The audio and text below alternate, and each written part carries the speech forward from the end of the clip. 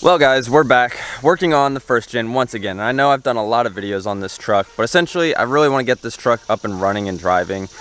Do some towing with it for the Skyline because there is Slammed Enough Gatlinburg coming up. There's also a couple of truck meets I would like to go to as well. Now when we last left off with this truck, essentially everything was, well, we fixed the overheating issue, but now have a turbo issue. And we also have an electrical issue, but more on that later. Today's video is essentially just me tearing apart the turbo. I do have the HX35s, I got 3 of those, but there's an issue with those as well. So it's always something. Like I said, we were able to pick up though an H1C. So this one hopefully will work better than the HX35s, though the 35s we have to do some modifications to, and I'm gonna show you guys that right now. In the last video you guys saw, this turbo is bad, and I'll do it again just for this video, but you guys can hear it. It's got some play to it. Now this is the factory H1C, but with the non-intercooled units, you can't really put an HX35 on it because this elbow right here hits where you're like, I guess I'm gonna call it the intake side of your turbo goes. So it kind of hits up and in here, and you gotta like kind of modify this. I really don't want to modify it or chop it off. So that's kind of the reason why I'm just gonna stick with the H1C.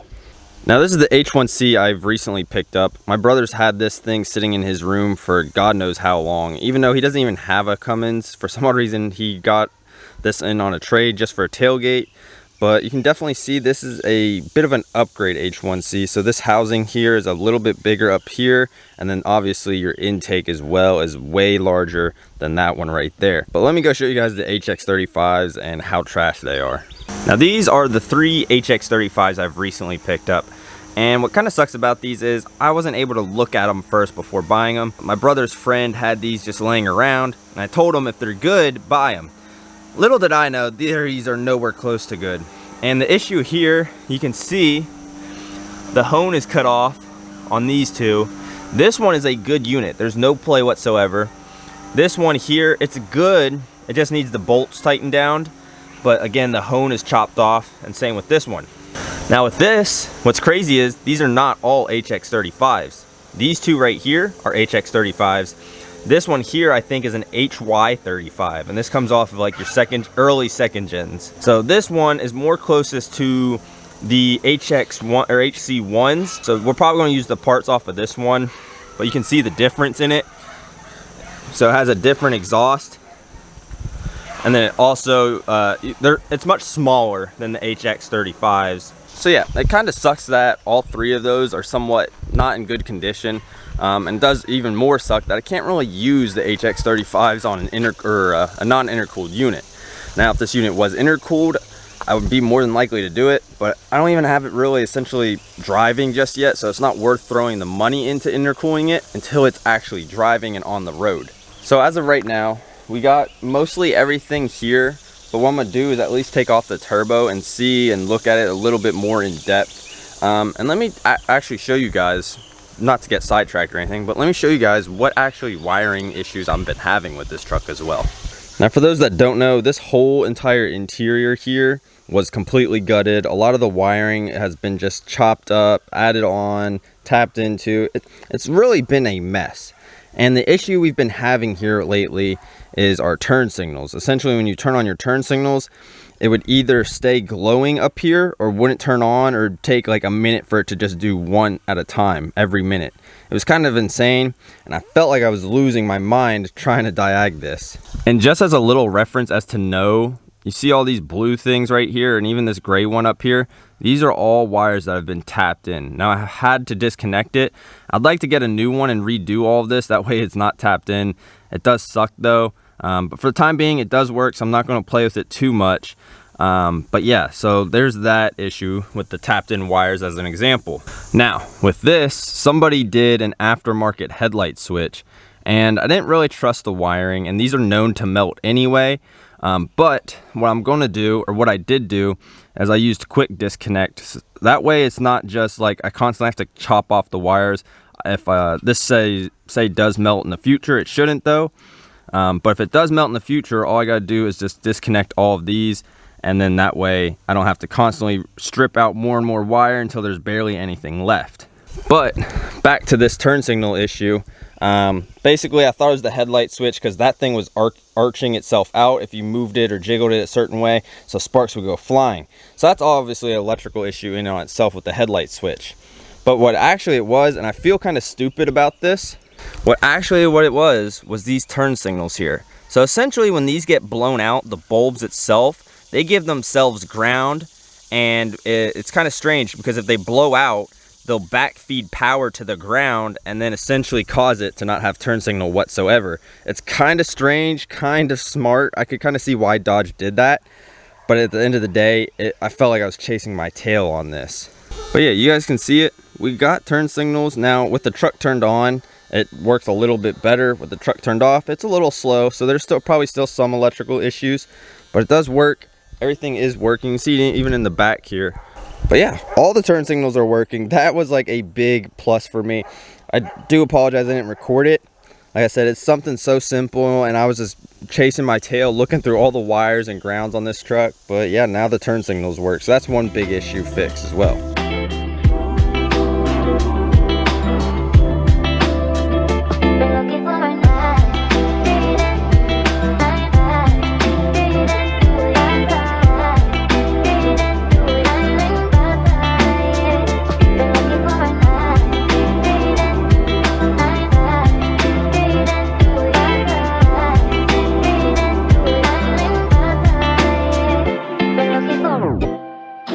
I gotta admit, for that being my first ever turbo removal, especially out of a first gen, not too hard. That was actually pretty simple. I think that's one of the reasons why I appreciate the first gens. But damn, this thing, I mean, I don't know how well that's gonna pick up on camera, but that's gross. That's worse than the front main seal. Like, look at that. Oh my days. It's like a thick too. It's not like just, it's almost like a paste. So yeah, let's kind of look more into this and see exactly what's wrong with it. So there's more of a side-by-side comparison of the H1Cs. Now I believe this H1C is for a intercooled 12 valve Cummins. This one's obviously for the non-intercooled, and this is just the one we just pulled off. But this thing, it's absolutely nasty. I mean, it's definitely done its job. It's for sure the original one. There's no ifs, ands, or buts about that. The play in it, I don't know how well it's going to pick up, but it's got a good at least couple centimeters of play in there. But yeah, so there's that. And then this one here, you can see the difference in the housings. I'm debating on how, because this is where your V-band clamp's going to go. As for this one, where it just has the rubber boot, which even this thing is just vile in on itself. So it's one of those where it's like, how are we going to route this one onto that with the V-band clamp? Is it something that we might have to shave down the V-band clamp? I'm not 100% sure. What I'd like to do is take the exhaust housing off of this, put it onto this one, and then kind of just see where exactly it sits, even though I'm gonna have to take it back apart anyway. But this one we already know is bad, so that's just essentially a parts one, or possibly a rebuild for this one, and then just have this one sitting off to the side just in case of an emergency. So as of right now, and as for the parts turbo, you're probably wondering, that one's also bad, so it kind of does suck on that, because that one would be a direct bolt on. That one has even more play than this one. So what I'm gonna do is I'm gonna tear apart the parts one, and then I think put it on to the exhaust, or the exhaust side onto the blue one here. Again, I don't think it's gonna work up anyway, sadly, because it is a non-intercooled or an intercooled unit, and the non-intercooled use that stupid rubber boot. So let's tear apart this parts turbo now and see what exactly we can come up with here. Well, this is kind of disappointing, I'm not gonna lie. So we were able to take off the exhaust manifold. I don't have anything bolted on. I have like one bolt holding this whole entire unit up.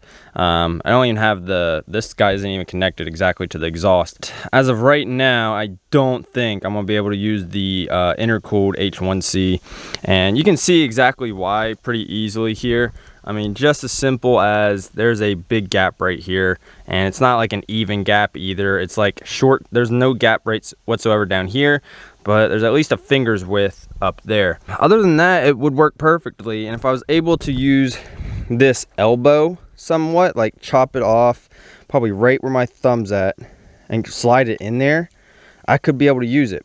But I don't really want to modify this hone whatsoever. I'm gonna call it the hone, intake, whatever you'd like to call it. I don't really want to modify it whatsoever. I want to keep it somewhat stock as of right now, but it might be, we're going to go grab one of the HX35s. I know for a fact it won't work. They're way bigger, especially if this H1C intercool unit's going to already have issues, more than likely that HX35s aren't going to work either. But I am going to try the HY35 because it's a little smaller and it already has the hone cut off of it. Well, I have bad news and bad news. Essentially, all the turbos I have, the two HX35s, well, they're too large to even come questioning on this truck. And the H1C for the intercooled Cummins, well, that one's not going to work either. You guys already saw in the previous clip there. But the HY35, it probably would work, but the exhaust manifold essentially is the issue, the exhaust side of the turbo. Essentially, it is way off. You can't even interchange it with the H1Cs, so that's kind of a bummer. I'm gonna see what's used around me. I'm gonna see the price of a new one and possibly a rebuild kit as well. Worst case scenario, I'm also gonna price a hone, and maybe I can use the HX35s with the hone kit. If it's exactly the same price, I'd as well just go with that. That way I can have the bigger turbo and the more of an upgrade. So yeah, this is essentially the state it's going to be in for now until I'm able to find something. Like I said, I'm going to price either a used unit, a new unit, and maybe a hone upgrade to use the HX35. Now, I'd really like to do that more than get an H1C stock because, again, it kind of restricts this whole entire motor. But fingers crossed I'm able to find something. Well, you guys can see there's a turbo sitting in there. And this is not the next day, next week. This is the current day. As I said, I was going to go look for a new one. And here's exactly what I did with this. Now, I didn't use the HX35 or HY35. I did use the H1C, the intercooled unit. And all I did was just take out the turbine and then just the intake housing. That's all I did, and now it should start up, work good. I didn't film it putting it back together, but this is like a billet, I think, and then just this.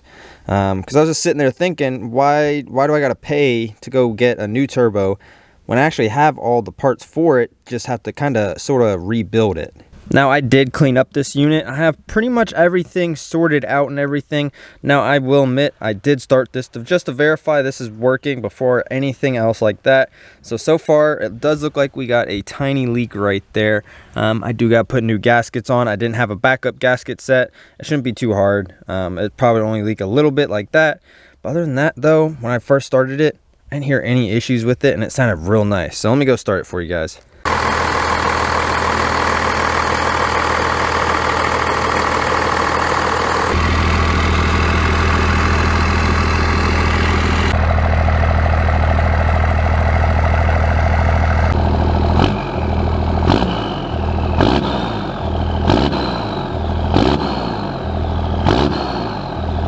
So yeah, super simple, super easy fix. I was, like I said, just sitting there wondering, like, why can't I use the H1C intercooled turbo and just swap out the housing and the turbine? So yeah, honestly, sounds a little bit better. It's more responsive, it feels like, though. I still do want to go the HX35 upgrade. I just would prefer to do that with an intercool setup. That way there's not so much hot air coming in, and that actually has some cool and breathing. Now, I'll eventually do that. But probably as of right now, no. I just gotta get this thing running and driving. There's a few truck shows coming up, and I'm definitely wanting to go to them. But with all that, all we gotta do is essentially clean up this giant mess in here, put back the dash, put back our headlight switch down there, and I'm not sure if you guys will be able to see it. Put all this stuff up, and yeah, tidy everything up, and hopefully, fingers crossed, this should be the last stuff I have to do. And though, yes, I do still got to get a grill from it, and yeah, sure, I could use the 89, but I really do like the 91.5, which is what this is, and the 91.5 and above grills just look so much cleaner and so much nicer. So that's what we're going to put back on that. I got to wait for that to come in from eBay as well. Sadly, I can't get OEM ones. They are stupid, overly priced, or either broke or damaged, something like that. So yeah, we're just going to have to wait for the grill to come in on eBay, and then this should be on the road. Well, with the interior cleaned up and everything right now, there's only one other part I was going to do today, and that's the banjo bolt. The banjo bolt is leaking fuel, and I got two copper washers. They're a little bit big, but if you use this part number, the 097829CD, they're like drain plug copper washers. They should do the same exact thing, but let me show you guys where I have to, or where that leak's coming from. So right here, this banjo bolt, now my camera's gonna go in and out of focus, it's trying to focus on everything, but this banjo bolt right here only has one copper washer. But yeah, it's just that little guy right there I gotta replace because it's leaking a little bit of fuel, nothing too crazy or insane. But again, I don't like leaks. I'd try to fix it as best I can, so I'm gonna do that real quick. We got the new banjo bolts in. It's a little hard to see it, but you can definitely see there's two big old copper crush washers in there, so that should fix this leak. I believe that's where it was coming from last video. But all we gotta do now is just essentially start it, and hopefully we don't see nothing dripping down along inside there.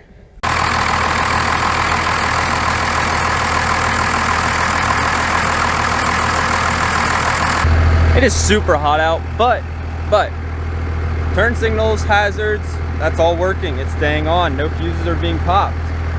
Turbo's sounding real nice right now, honestly, and it's not leaking fuel. So I think we have finally come to a decently good stopping point on this truck, to where I feel like all I need now is to put this tire on, and that's about it.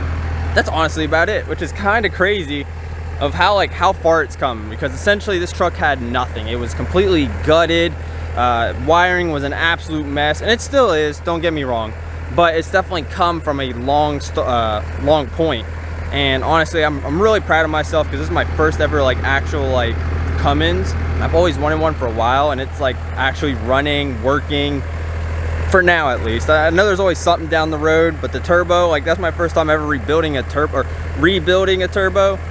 but it sounds amazing. Honestly sounds amazing, and I'm actually happy to see these things working in a good blinking fashion, because essentially it would blink every 1 minute, and it was just so slow. But like I said, Dodges have a weird way of if the bulb breaks, it grounds itself out, and then it gives power to the ground. It's strange, it really is, but everything's working on the truck. So I guess next thing is to get tires, this other rim on here, over here on the driver's side, and just kind of fix some of the smaller stuff, like wiper arms aren't working. But again, we're gonna have some small stuff, but the big stuff is already done for us. It has officially been about a week since I last worked on this car, and ignore the birds in the background, they seem to be a little upset today. Anyway, it's been about a week since we last worked on this truck, but we essentially got the parts to fix it, and probably, hopefully crossed, go take it to the insurance company, get photos of them and everything like that, and get this truck on the road officially. Now, where we left off, you guys remember that we were having issues with the harnessing. So the first part that we got is the headlight harness relays. This essentially takes the load off of the headlight switch and causes it to not melt anymore, which is a high fire hazard. And this is just gonna make it 10 times better and 10 times safer for us. If you have any first gen Cummins though, I'd highly recommend this. I'm gonna leave a video of how to install it, as well as a video or a link to where to buy this. It's like 35 bucks. If you don't have it installed already on your first gen, go do it, because this is going to save you a bunch of money. And the other part where we left off was the turbo. We rebuilt the turbo, but we didn't have the gasket because I wasn't expecting it to rebuild it. And well, essentially that's what we went to go grab at the auto parts store. So if you guys ever need the turbo gaskets, such as your oil drain tubes and stuff like that, that's going to be your part number right there for Felpro. You can get it anywhere at any auto parts store. They all carry Felpro. And then we come over to this piece, and well, this piece, there's a bit of a backstory on this. So essentially this is the 91 or newer Dodge D150, 250, 350 grill style. And what kind of sucks about this grill is I got it yesterday, and essentially there was three tabs sitting on the bottom of this, and I'm not sure if they're manufacturer tabs just from when they snap them off, mass production or what. But I reached out to the seller, and the seller's like, hey man, I'm sorry to hear about that. We can either give you a full refund, or what we can do is get you another grill, in hopes that it won't be broke like this one is. Now, I don't know where it is broke. Everything did look good to me, but again, I don't want to take that risk if there is something broke and causing it to fly off on the road and hit somebody else's car. So I am getting another grill, but we are going to put this grill on for the time being until we get that other grill. That's been essentially all we got for today, is just to put this remaining stuff on, go to the insurance company, have them take pictures of this, and then that way it's legal to drive on the road. As of right now though, it drives pretty smooth. I did drive it. It is in a new location, as you guys can see around me. So that's kind of a cool thing to have. But yeah, I gotta go install these parts. Hopefully you guys will see a little bit of it. I'm not gonna show an entire amount of it because I gotta get to this insurance company before they close. It is still early in the morning, but I don't want this to be an all-day affair. It really wouldn't be a video without issues, and already, I don't know if you guys can see it, but that headlight is a little low than the grill, and essentially the core support is what's off about it. The core support did come out of an 89/90 year model, and with this being a 91.5 year, this grill is technically the correct grill. It's just the core support is not correct. Now the housings down here below, those are a bit different. These housings are a bit different than these housings up here. So these are more connected to the core support, which is kind of strange. So it's something where we might have to drill some holes upwards and get it to fit. But as of right now, it doesn't seem like we're going to use the grill. We're just going to run it with the headlights as it is. But we do have the harness all set up. It was honestly really easy. You just connect this lead to your battery. You got 2 grounds, so I have the ground strapped right here. You connect your harness to your headlight, your relays. I mean, you can tighten them down. I have them loose for the time being just to test. And then same thing, you got to connect it to the headlight. So your harness is connected down in there to your headlight, and I just have the ground in the same location. So it doesn't look like I'm going to be able to use this grill. Luckily for me, off of the parts truck, there's an 89 grill down there that I'll have to go grab, and we'll just use that piece down there as well, because that is 89. That's not a 91.5 year as well. So for the time being, it's looking like we're not going to be able to run these nice looking grills. We'll just run the old school first gen look, even though these grills look 10 times better in my honest opinion. It does suck, but we have the parts for it. We just got to get some other parts here and there for it as well. All right guys, we are about to go take this into town. It is about a 10-mile trip. Fingers crossed, this thing does not break down on me on the road. And yeah, let's go get insurance on this sucker and take it for its first ever test drive after putting just about everything back together.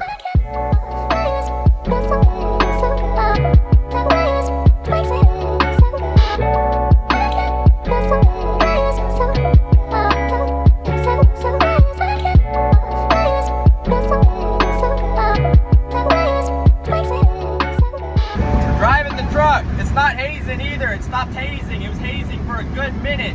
Now it's not hazing whatsoever. But we're going really, really slow because the 10-speed isn't engaged. And I gotta wire that up to engage it with the trigger. And yeah, still some problems, but for the most part, it's not overheating. Looks like the battery's slowly dying. And other than that, gas level's looking good. Oil pressure's looking good. I'd say we got somewhat of a running truck. I just noticed the steering wheel is going to be in the way because it is so off-centered, it's not even funny. The speedometer don't work, which isn't the end of the world. I've had many cars with broken speedometers, so I'm well used to what speed I'm going, and honestly I'd say I'm going like 35, 40. But hazing has stopped. The battery level's looking a little low. So yeah.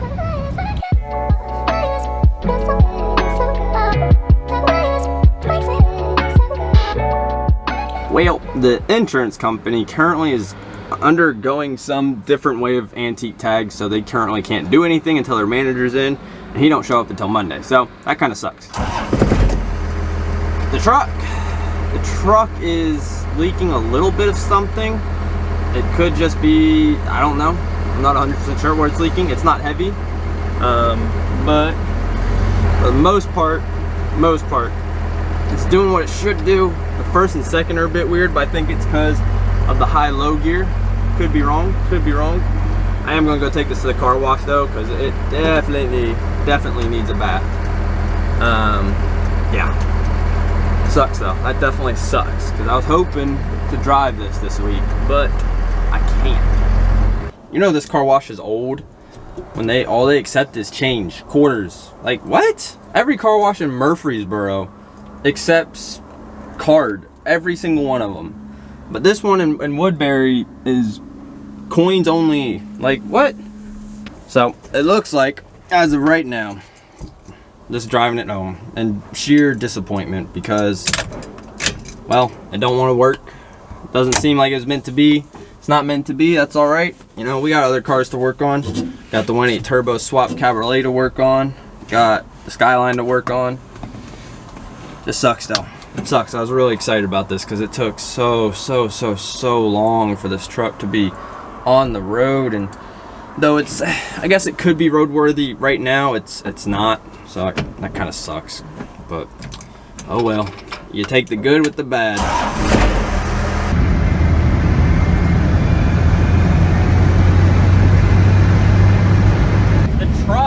The truck is shaking like crazy. I don't know what's going on with it. It is shaking though really bad. I don't know why, but yeah, it definitely seems like it needs some suspension upgrades as well. When you really like get on it though, it seems to like calm down as far as shaking bad. But guys, watch this, watch this. Hold on, let me get on a straightaway real quick. All right, we're coming up on a straightaway. You guys ready?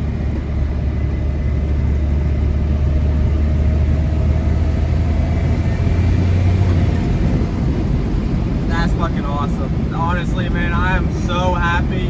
The truck might not be running 100%. It might got a billion issues wrong with it. But you know what? It's my truck at the end of the day, and I am so happy to be driving it. It's like driving the Skyline, honestly. That's how like happy I am with this truck.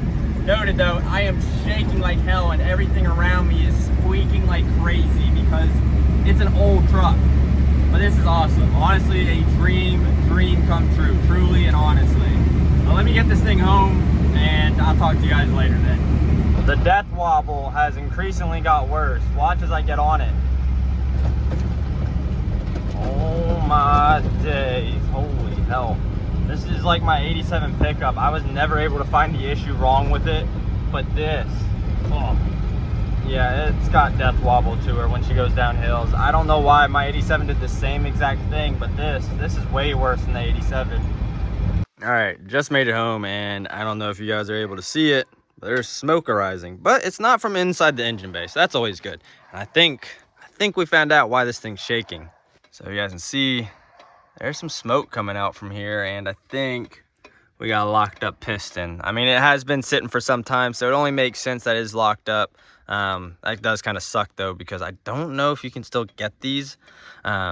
But yeah, so that seems like our issue as to why it was shaking, is because it's locked up, and so it's just fucking all that friction, everything, and essentially it's seized up, so it's acting like the brake is on when it's not. Yeah, look how much smoke is coming out of that thing. Oh my days. So yeah, that more than likely is our issue right there. But honestly, other than that, the truck didn't do a terrible job. I mean, there's some issues definitely to be fixed. Again, I'm not gonna say it a billion times, but I'm gonna say it one more time. Gauges for sure. I absolutely need a set of gauges for this. We gotta figure out this 10-speed transmission situation. I don't know exactly how it works. I'm not sure how you wire it up. I'm not even sure if it's a name brand unit. So that's another big issue with this truck. And other than that though, engine was doing amazing. You guys saw it alone, just a little bit of black smoke. And when it really got up there, it got up there. But as far as the speed transmission, this 10-speed, I've really got to get this fixed because it is so slow at 5. I think after the 6 to 10 mark, it'll probably be a little bit quicker on the highways and roads. Other than that, it looks like we just got to fix a brake issue, 10-speed, and for the most part, she's pretty solid. So it does kind of suck that I can't drive it this week, especially with my insurance company saying that they can't do it until their boss comes in. I don't know why they always seem to have some excuse, whether it is an excuse or actual reality, I don't know. But for the most part, the truck is actually running and driving for once. I can safely say that. So with that being said, guys, I'm gonna see you guys in the next video.